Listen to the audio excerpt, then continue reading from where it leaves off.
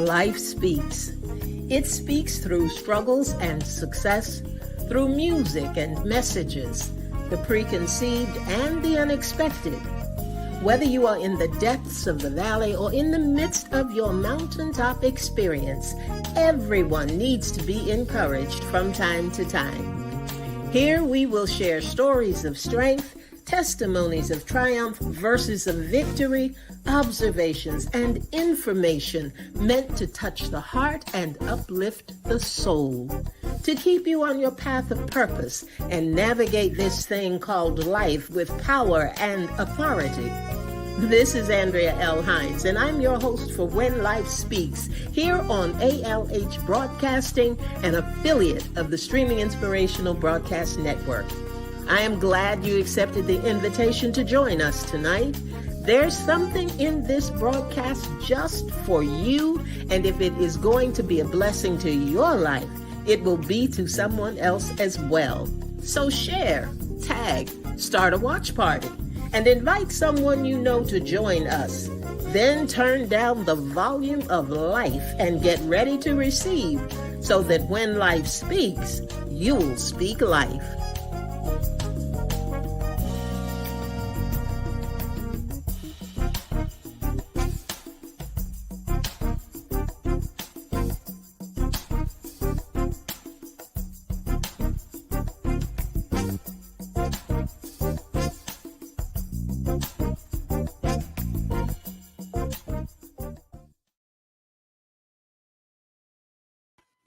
Hey, everybody. Welcome, welcome. This is Andrea L. Hines, and of course, I am your host for When Life Speaks. And I am glad that I am able to be with you tonight. And we had a few little glitches coming in to the broadcast this evening, but I hope that you will be able to join me, those of you who usually come into When Life Speaks on Thursday evening. And I hope that you'll be able to get in this evening and just allow me to share some things with you. There are a lot of things that we are doing. There are a lot of things that happen on the program. You know, we have different segments and different guests and different things that go on. Sometimes we talk about the power of one, and sometimes we have guests on that give their personal testimonies and stories of strength. And we do things, we do prayer programs from time to time, just pray for the country and pray for different areas of our life.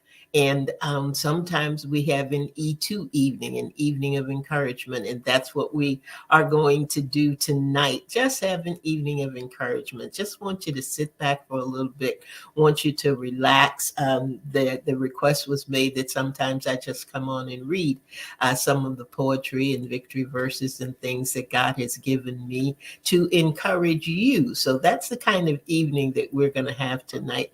And it's actually a part one, because next week we are going to continue and I'm going to involve the village. So village, get ready, because next week we're going to be talking about time and the importance of time and making it count, which next week is leading up to our 5-year anniversary celebration. And that's titled Make It Count on June the 10th.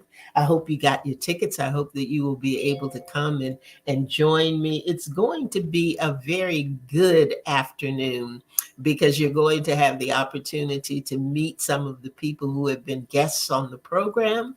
You will be able to meet some of the hosts from the other programs that are broadcast on ALH Broadcasting, like Ruth Griffin and Victoria Henderson, who are on Authors Up on Sunday nights. Out of South Carolina, we'll have Angie Oliphant. She's going to be there. She and her whole and beautiful nation is going to be there. So we're glad about that. Some of the people who are regulars on 8 at 8 will be in attendance as well, and you'll get to meet them. Of course, I will be there. And it's just going to be a fun afternoon. Every now and then you need to just relax, get away from the hustle and bustle and busyness of everything that's going on in your life and just take time time to just relax a little bit. Hey there, Lynn. Thanks for popping in. Thanks for being on with me tonight. Um, so, like I said, tonight is going to be an E2 evening. We're just going to talk about some things. There's some readings that I want to share with you this evening. There is so much going on, so much happening, so much that we're challenged by a lot of things. Some things that we can control, and some things that we can't control. Some things just seems like the way things are going in the world right now. And I was having a conversation with someone recently, and we were just talking about, it just seems like people are just angry. Why? Not sure. Not sure. Thanks so much for sharing, Lynn. I appreciate you doing that.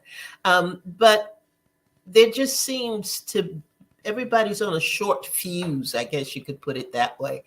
You go into the store, and people are at each other in the grocery store and in different places that you may go. And you wonder, why are they arguing? Why are they so angry? And what are they angry about? And then you're driving on the highway and you think, when did the speed increase to this? The traffic just weaving in and out, the road rage that explodes as a result of that. And sometimes, you get on social media, and when you're on social media, how they run these reels of different things that are happening. And I happen to be looking at one, and I really try not to get caught up in them, and because it's easy to do. You can spend forever on social media if you're not careful. But I was looking at something, and a group of young men had entered a store, looked like a convenience store, and I couldn't hear it well, so I don't know what the argument was about, but it seemed to be 4 or 5 young men, and they were arguing with the gentleman behind the counter. And one of them invited him to come outside. We're going to take this outside, kind of thing. And they were going back and forth. And sure enough, the man came from around the corner, started out the store, raised his arm, and you heard 2 shots, just like that. 2 shots. And of course, it got very, very quiet, and the customers kind of dropped to the floor. And he came back inside the store and just continued to just talk to himself and just fussing. And he said he had 3 kids. I remember him saying he had 3 kids. And I thought, oh my goodness, did he kill someone? You know, did he really shoot the person that he was shooting at? What actually happened in that incident? And I thought, this is somehow, we've got to change the narrative in how we handle things and how we respond to things. And what can we do? What can we do to change our outlook, our perspective, our view of things? And tonight, I want to read you some things. And actually, I don't want to talk about anger. I want to talk about it from the other side. I want to read you some things about being a peacemaker, because we are called to be peacemakers. We should be peacemakers. And how can we go about doing that? And so I just I want you to relax tonight. I want you to kick back for just a little bit. We say turn down the volume of life. I don't know what kind of day you've had. I don't know how busy you have been. I don't know what you have encountered, but I know that for these next few minutes, I just want you to relax. I want you to listen to the words that I'm going to read to you, and just give some thought. Make this just a thought evening. If you can get a cup of coffee, cup of tea, or a glass of whatever, just to relax for a little bit, then that'll be a good thing. Hey, Miss Ida, how are you? Glad to have you in the house tonight. And I know there's some other people who are coming in, popping in. Please share this, because I think that this is going to be a good one to keep in mind. Just a good one to keep in mind. Let me see. Where do I want to start? A lot of times we look at things also, and I do want to make this point, and we say, why doesn't somebody do something. And that's kind of going to be our where we're going with this next week. You know, how are you using your time? How are you going to do something to change the narrative that we're living in right now? That seems to be just on edge, just full of stress, just waiting for the other shoe to fall, kind of thing. And how we can maintain being a peacemaker. That so I want to start with this one. It says, you know, every battle simply isn't yours to fight. And sometimes this happens because we don't know when to get involved or when not to get involved. Because sometimes when you get involved in trying to keep the peace, that person ends up in a worse position than the people who were in the original altercation. So we don't really know which way to go. But this says, you know, that every battle simply isn't yours to fight. You gain no victory in arguing, even though you may be right. When you cross over into conflict, even if you win, you will still come out a loser if you weren't meant to enter in. God told you in his word that he would fight for you. If that's what he said, then that's exactly what he'll do. So bridle your tongue, guard your heart, no matter what you see, and strive to be the peacemaker you were called to be. And that's something that's very important. Everything, you don't have to get into the mix. Everything is not intended for you to get in the mix. Everything is not intended for you to solve. Sometimes God allows you to see so that you can pray. Sometimes he allows you to see so that you can adjust your behavior. Have you ever done that? Have you ever looked at something going on and said to yourself, gosh, why did that person react that way? And then think of a time when you may have reacted the same way or been in a situation where you just wanted to blow up and you had to stop yourself from doing that because it wasn't that deep, it wasn't that difficult, it wasn't that hard, but you keep getting in these places and in these spaces. Yeah, Lynn, that's exactly right. You got to know your lane. You got to know your lane.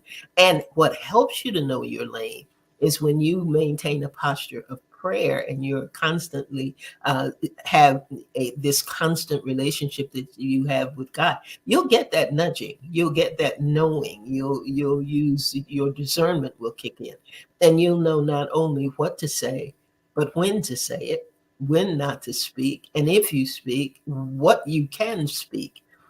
Because sometimes it's very easy to get caught up in what's happening with somebody else, and instead of diffusing the situation, you end up fueling the situation.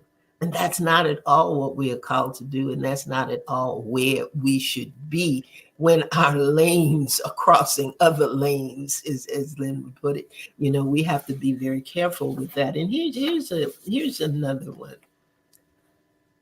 We know, we know that there is power in everything we say. Question is, what words will you release into the atmosphere each day? What were your conversations like before you even left the house? Do you remember what you said to your children or to your spouse? Were they phrases of encouragement or words spoken in love, coupled with a warm embrace or just a gentle hug? Perhaps they held frustration or voiced your discontent or focused on things still undone, even how your money was spent. When you're driving down the road and a slow driver's in your way, do you mutter and complain, or do you pause and start to pray? Hmm.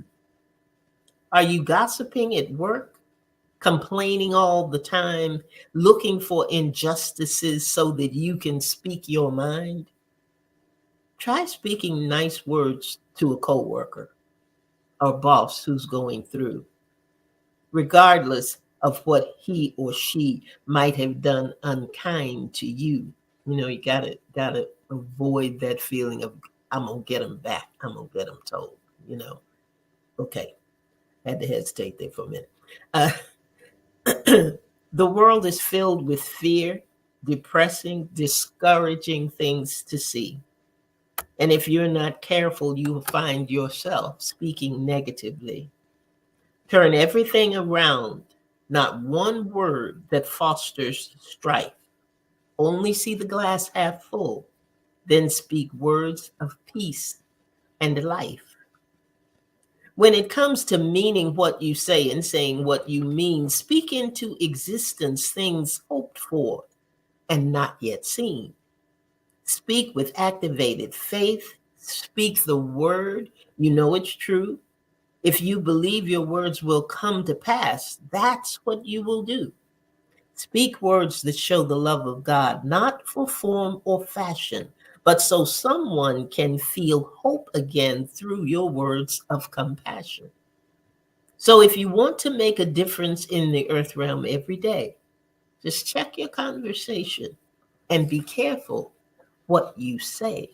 Be careful what you say.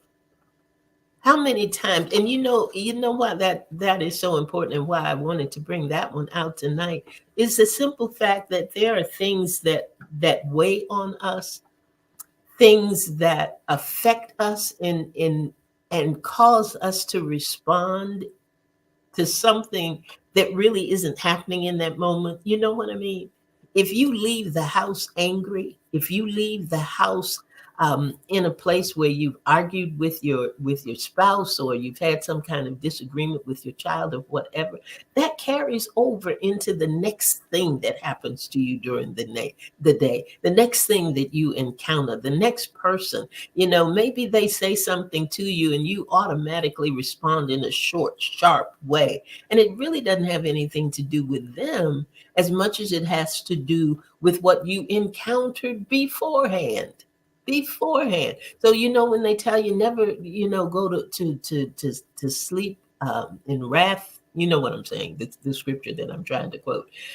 But it's the same thing when you wake up. Don't get up angry. Don't get up in a place where you reliving some pain from the past, because it's going to affect what you do today and the situations that you run into and the things that you see and how you respond. If you're angry, it's really easy for you to jump on the bandwagon if somebody else is angry. And that's not what you want to do. You want to be the person that brings calm into the situation. You want to bring the person who says, peace be still. You want to be the person who can see a situation and keep it from escalating. And it's not as difficult as you think that it may be sometimes.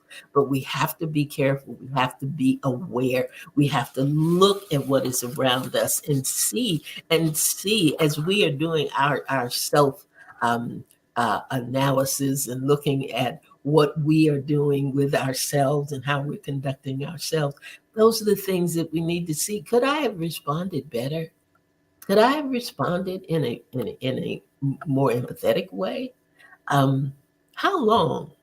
How long does it take to be nice? How much time does it take to be kind? How often do you take a long, deep breath and pause before you say what's really on your mind? How often do you think, what example will I set? Someone is always watching you. I'm not so sure we should have abandoned the phrase we used to ask ourselves, what would Jesus do?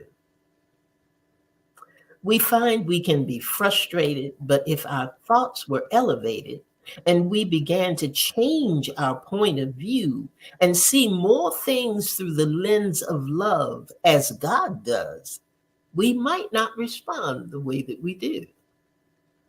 Just one small act can make a difference and change the trajectory of someone else's day.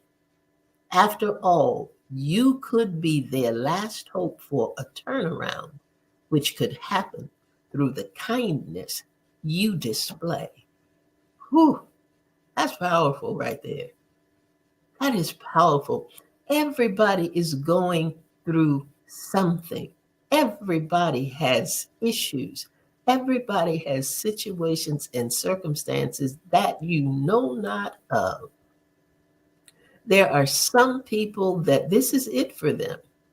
They go out and they have made up in their mind they can't do it anymore. They don't want to participate anymore. They're tired. They're weary. They're worn. They have no hope. They may be operating out of sheer fear. They could be just operating on adrenaline. They are running on empty because they have given all that they know to give, and they just don't know what else to do. And here you come. Here you come. Maybe they bumped into you. Maybe they spilled coffee on your desk. Maybe they didn't get the project right and it didn't turn out the way that you expected. There are any number of things that you can do. You can blow up. You can be angry. You can use that language that you know you shouldn't. You can do any number of things. But how about cutting somebody a break? How about giving them some slack? How about thinking, gee, this might not be a good moment for them. I'm not even going to say a bad day, just not a good moment for them. What can you do instead? Keep the peace. Keep the peace. Figure out a way to say something that will diffuse, and that word keeps coming to me, that will diffuse a situation. It is so easy to escalate things. It is so easy for things to get out of control. It is so easy. You see it all the time. You watch the person on the sidelines that just kind of jumps into things and they don't have full knowledge of what's going on. They don't know exactly what's happening. They don't know what may have transpired before they even came on the scene. But we are so energized to be angry, so energized to want to explode. So much is happening with us, and we have to find a way. We have to find a way to be the peacemaker. Yes, Lynn, the colorful language, the colorful language. But we've got to figure out a way to be the peacemakers because things are just out of control every day, every day. We're still facing random acts of violence. We're still facing things where people did not extend grace. Lynn, you took the words right out of my mouth. They did not extend grace. They did not take a moment to be merciful to someone else the way God has been merciful to us. And we have to get back into that mode. Some things may not even occur the way that they do if we carry with us the spirit of love that God has shown us, if we carried with us the light and love of Christ, if we looked for ways to be kind rather than ways to jump on the bandwagon and get it said and get them told and make sure that they know where we're coming from and what we think about the situation and all of that anger that it's just pent up and sometimes just runs over. Now, I don't claim to have all the answers by any means, but I'm just looking at situations and looking at myself and thinking when I see these things occur, what could have been done differently? What if I were in that situation? How could I have handled it in a way that would have brought calm and peace rather than more strife and confusion? And I want to there's one other piece that I want to share with you tonight because it all boils down to love. And I know that seems very simple to say, but it's the truth. It all boils down to love. Love one another. That's what God would have us to do. The things that we encounter are not always about me and you. Sometimes they are opportunities God wants us to take so we can show another what love means for Jesus' sake. Love one another. We can repeat it day in and day out, but sometimes we fail to see what real love, God's love, is all about. God's love is not a momentary practice. It should be how we live. It should not be something we try to do, but rather something we freely give. It's not a garment taken on and off depending on the weather, or something we only display to friends whenever we're together. The love of God should become so much a part of our very being that everywhere we turn, a chance to love is what we're seeing. Real love isn't seasonal, and it's not just shown when we're up to par. It's a 24/7 commitment that should be the fabric of who we are. Whenever we are showing love, something happens within us too. Joy and peace become a part of what we say and what we do.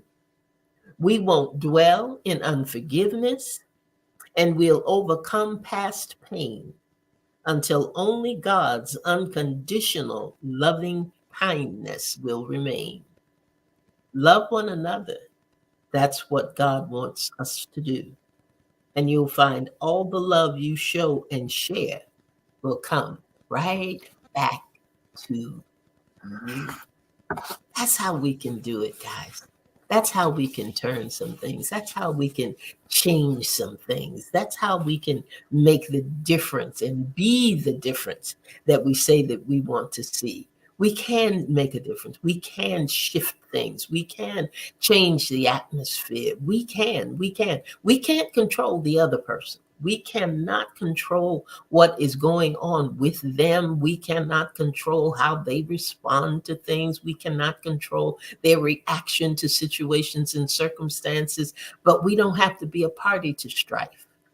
We don't have to join in the confusion or add to the chaos. We don't have to. We don't have to. And when we are living love, when we are living peace, when we are living things that create calm and don't add to confusion, that's our automatic response. Our automatic response is in love. Our automatic response is in kindness. Our automatic response is in peace. Our automatic response is in loving one another and showing the light and love of Christ. Well, how would it feel if you went out tomorrow and said, I'm going to look for a way to show somebody the love of God? That's what I'm going to do. I'm going to be intentional about doing that. I'm going to be the peacemaker. I'm going to be the one that, when people see me coming, they feel good to see me coming because they can feel a shift in the atmosphere. They can feel the peace, the calm, the humor. They can feel it. They can feel it whenever we enter a room. And that can change things. Your very presence can make a difference before you even open your mouth. Just you being there. Just you being there. Because you know what? When you are carrying that love, it not only enters into your conversation, but it's a part of your countenance.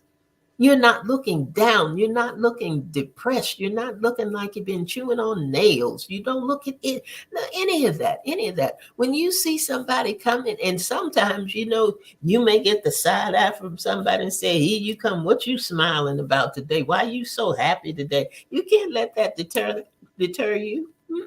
Let it overflow. let it overflow. Get on their nerves with joy. That's what you do. Don't get, don't hide it. Don't hide it. You feel good. Let them know I feel good today. That's what's going on. I can smile because I feel good. I can smile because I got the joy of the Lord. I can smile because God got me here safely this morning. I passed 3 accidents on my way to work this morning. I wasn't in any of them. To God be the glory. I feel good. I feel good. There's nothing wrong with feeling good. There's nothing wrong with letting the joy of the Lord be your strength. There's nothing wrong with being an example of the light and love of Christ. We are here for his good pleasure. We're here to show somebody what it means to have the love of God, to have the peace of God, to have the strength of God, to have the joy of God. And that That will shift some things. That will change some things. People can't argue alone. They can't. They can blow up by themselves, all by themselves. But it dissipates when they don't have anybody to agree with them. It dissipates when they don't have anybody to be angry with them. You know the saying that says misery loves company. Company. And it does. It does. But when you're not miserable with them, they're either gonna go away or they're gonna change. Their attitude is gonna change. Or they're not gonna bother you. They don't want to fool with you. They don't want to talk to you. Because guess what? You're up here, they're down here, and you don't have to come down there. You don't have to. You don't have to do it. Think if everybody would make the commitment that tomorrow I'm going to do it differently. I'm going to look for ways to be kind. I'm going to look for ways to be kind. And that's what we're going to talk about next week. When we come back on next week, I'm going to be calling on the village during the week and I'm going to be asking them, how are you making it count? As we enter into going into June 10th and going into our Make It Count celebration, we're going to talk next week about how you're going to make it count. How are you going to make a difference? And be intentional about it. Have a plan, have a strategy. I heard someone, the man of God, say one time, when he goes into a restaurant, he looks for people. He looks for people that he can speak to, that God will lead him to, that he can say something kind to. It's part of what he does. It's part of the way that he does. I used to go into restaurants and places and think, Lord, don't let them say nothing to me because I don't want to talk. I don't want to be nice. I don't want to be kind. I want to mind my business. I want to go about doing what I got to do for me. And I hope they make it the best way they can make it. No, that's not. We're connected. There's connectivity somewhere down the line. When you cross anybody's path, there's some kind of connectivity. There's something that happens. Be kind. Be kind, be nice. And I'm going to put that out. I'm going to put it out to the village during the week next week so that they can give me 3 to 5 things that you intend to do, that you're going to be intentional about doing to make someone else feel good, to show somebody love, to show them care. And one thing may be, I'm going to give somebody a compliment today. How often do you go through an entire day and never compliment anybody? Never say, I like your hair, I like your jewelry today, or I like that outfit you're wearing. You know what a difference that makes to people? You know it's a difference maker because people have difficulty receiving it. We don't even know what to do when somebody says something nice to us. We start combating it. Gee, I like that dress. Oh, this whole thing. Oh no, well, I've had this for so long. And then just say thank you. Thank you. I appreciate that. I appreciate that. We've got to learn. We've got to learn to love again. We've got to learn to be kind again. And when we do those things, we're going to learn to be the peacemakers that we are called to be. And things will begin to shift. Things will begin to shift. That's all I have for you tonight. I just wanted to stop by for a little bit and like I said, have you turn down the volume of life and just chill. Just chill for a little bit. We got to do that sometimes because there's a lot going on, guys. There's a lot going on. There's a lot at you. There's a lot that you encounter. There's a lot that you have to face, but we can face it with joy. We can face it rejoicing. We can face it with peace. We can face it with grace. We can face it showing mercy and empathy and all of those things that God shows to us. So that's what we want to do, and that's where we want to be. And I thank you so much for coming in, and I thank you for sharing.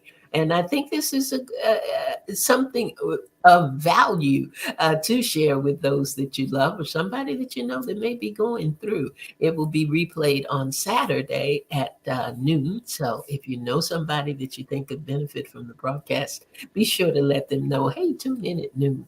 and you're going to be encouraged. You're going to be encouraged. So that's it for the evening. For those of you who intend to come to the June 10th celebration and did not get your tickets in or get your tickets by the deadline, I think there are a few spaces left, a very, very, very few. I think we're almost at capacity if we're not there already.